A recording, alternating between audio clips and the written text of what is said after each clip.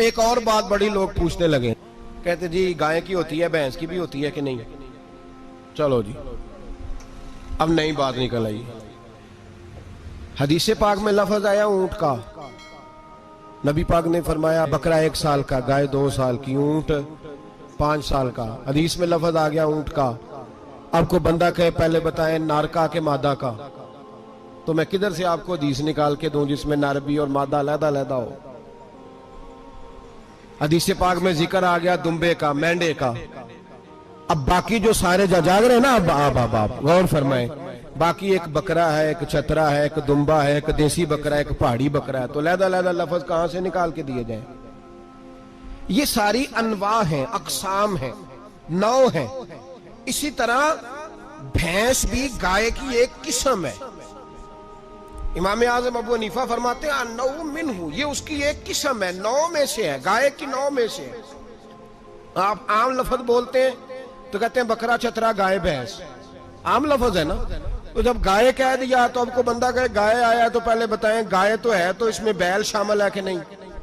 तो गाय की जितनी किस्में है ना, हमारे मुहद्दिसीन भैंस को गाय में शामिल करते हैं। भैंस गाय की एक किस्म है। तो नबी पाक सल्लल्लाहु अलैहि वसल्लम ने जब गाय का लफ्ज इस्तेमाल किया तो भैंस उसके अंदर आ गई। तो अगर गाय की कुर्बानी जायज है तो भैंस की कुर्बानी भी जायज है। अगर बैल की कुर्बानी जायज है तो कट्टे की कुर्बानी भी 100% जायज है। उसके अंदर 7 हिस्से डाले जाएंगे, उसे कुर्बान किया जाएगा, ये जायज है।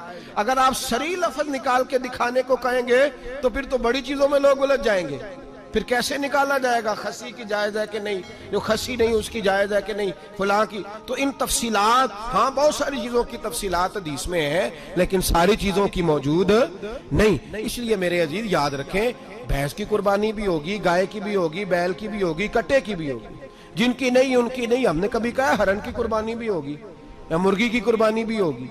तो हदीस मुबारका के अंदर जो चीजें मौजूद है उनकी जितनी इकसाम है उन सब की कुर्बानी करना हाँ जायज है। और मेरे नबी पाक सल्लल्लाहु अलैहि वसल्लम ने फरमाया जानवर खूबसूरत हो, लंगड़ा ना हो, काना ना हो, जख्मी ना हो, खूबसूरत जानवर लाओ, उसको ला के ज़िबा करो। लोग कहते हैं चलो उतने पैसे अल्लाह के रास्ते में दे दें, तो ये काफी नहीं काफी।